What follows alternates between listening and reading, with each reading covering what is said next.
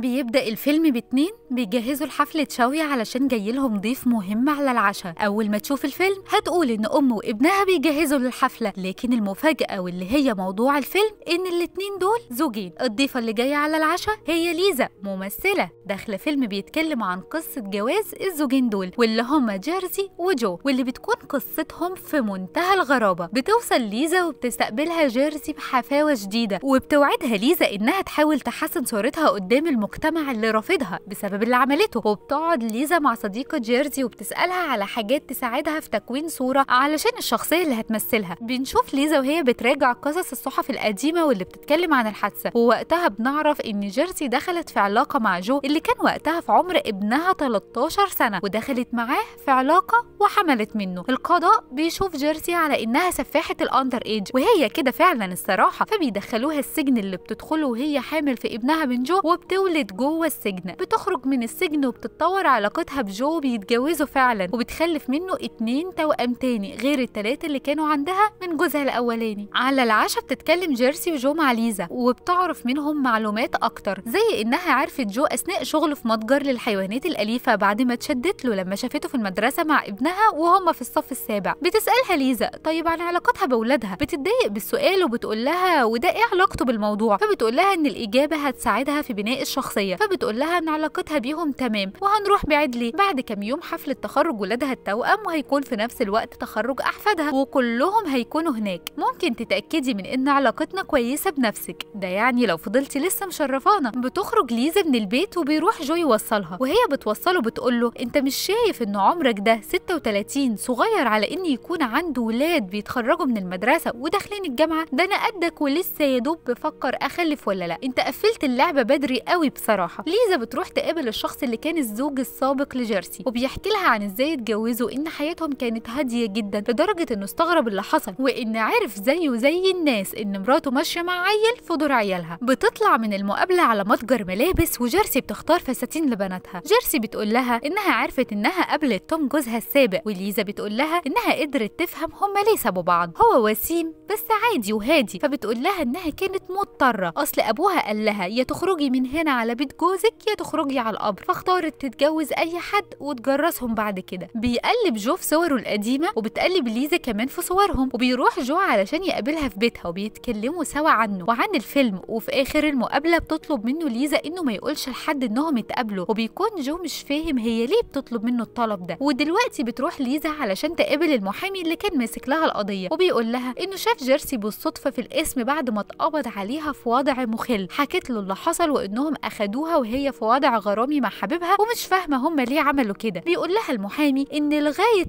اخر وقت ما كانتش شايفه نفسها غلطانه، وانها كانت متصوره انها هتقول للقاضي انهم بيحبوا بعض فيسيبها. في نفس المكان بيكون موجود جورج ابن جيرسي واللي كان زميل جو، وبيعرفوا المحامي عليها لكنه بيقول له انه عارفها وعارف موضوع الفيلم، وبيسالها على كده هيدوكي فلوس كتير في الفيلم ده ولا وجع قلبه على الفاضي. فبتقول له انه فيلم مستقل ما فيهوش فلوس، وبتساله عارف ازاي موضوع مامته وصاحبه. بيقول لها جو انه عارف من اخوه وما كانش مصدقه، كان مفكر انه بيستفزه بشيء سخيف بس طلع بجد، وراح لابوه لقاه عارف، ومن الصدمه فضل يخبط ايده في الحيطه لغايه ما جاب الدم، وان الكلام ده كله كان قبل حفله عيد ميلاده بكام يوم. كل الناس نسيت امر عيد ميلاده الا واحد وجاله البيت، وحصل يومها حاجه غيرت حياته واثرت فيه للابد. بعدها بيسيبها وبيقوم، ووقتها المحامي بيقول لها زي ما انت شايفه كده الامر ما يخلاش من الضحايا وجورج ضحيه. بيروح جو لابوه بيقول له ان جيرسي بتساله هيروح حفله تخرج ولاده من المدرسه ازاي. ابوه بيقول له انه هيتصرف، وبيبص له بصه كلها حسره على اللي عمله في نفسه. جوه البيت بتطلب ليزا من جيرسي انها تقول لها على انواع الميك اب اللي بتفضلها، فبتتضايق جيرسي وبتلاحظ ليزا، فبتقول لها ان ده علشان الفيلم، وبتقول لها كمان يكون افضل لو حطت لها الميك اب بنفسها، وهي بتحط لها. بيفضلوا الاتنين يتكلموا عن امهاتهم. تاني يوم بتطلب جيرسي من جو انه يفضي البيت من الحشرات بتاعته، وبتعرض ليزا انها تساعده، وبره بيتكلموا سوا عن شغله وحبه للحشرات. وبعدها بيخرجوا يتمشوا في المنطقه اللي ساكنين فيها، وبتساله ليزا اذا كان مبسوط ولو حاسس انه ضحيه. بيقول لها جو ان الناس فاهمه انه ضحيه بس الموضوع مش كده، وانه مبسوط، ولو ما كانش مبسوط ما كانش فضل عايش معاها 24 سنه كامله. بيرجع جو البيت وبيلاقي جيرسي منهاره من العياط بسبب ان العميله اللي طلبت منها الكعكه لغتها، ولغت كل الطلبيات اللي بعدها، وانها زعلانه على مجهودها والوقت اللي كان ممكن تعمل فيه حاجه تانية. بيقول لها ما تزعليش بتردش وبتساله كان فين، فبيقول لها انه كان بيتمشى مع ليزا، فبتقول له ان ليزا دي زودتها قوي وانها خلاص بدات تجيب اخرها منها، فبيقول لها تستحملها كلها ايام وتمشي، وان هما اللي محتاجين الفيلم ده علشان الناس تعرف الحقيقه، وبيحضنها علشان يطمنها كمان، بياكل الكيك بتاعتها علشان ما تزعلش، فبتفرح جيرسي جدا. مخرج الفيلم بيكلم ليزا بيسالها عملتي ايه مع جيرسي، وبيقول لها تشهل شويه علشان المنتج ابتدى يتخنق، فبتقول له انها خلاص قربت تخلص. تاني يوم بيروح جو مع بنته علشان تستقبل اختها اللي جايه تحضر حفله تخرج اخواتها، وبيطلع جو على السطح يتامل في السما شويه، وهو قاعد بيطلع ابنه يقعد جنبه وبيعرض عليه يشرب سيجاره معاه. خد سيجاره يا رمضان، بياخد رمضان السيجاره قصدي جو، وبيقعد يكح، فبيعيط ويعتذر لابنه لانه عمره ما شرب، وانه مش عارف يبقى اب كويس ليه لانه مش فاهم جيله، فبيقول له ابنه قشطه يا بابا انت كده تمام. بيقعدوا كلهم في مكان بره البيت، ولاول مره من بدايه الفيلم بيتجمع كل اولاد جيرسي، فبتسالها ليزا عن احساسها وكل اولادها متجمعين معاها، فبتقول لها انهم تمام وانها يا ريت تسيبهم وتمشي بقى علشان يقعدوا مع بعض لوحدهم شويه. بتطلب من جون يوصلها وهي بره مستنياه. بيخرج جورج ابنها وبيقول لليزا على سر خطير جدا، وهي ان اخواتها اللي هم اخواله كانوا دايما بيعتدوا عليها وهي صغيره، وده سبب لها اضطراب، وعلشان كده هي طول الوقت مش مظبوطه وهو مش بيفهمها، علشان كده هو بعيد. في الوقت ده بيخرج جو في الطريق، بتتعمد ليزا انها تكح قدامه جامد جدا علشان تجبره يسالها مالها، فتقول له ان جهاز الربو بتاعها مش عارفه تشغله، وبكده تكون استدرجته علشان يقول لها انه مستعد يطلع معاها يصلحه. فوق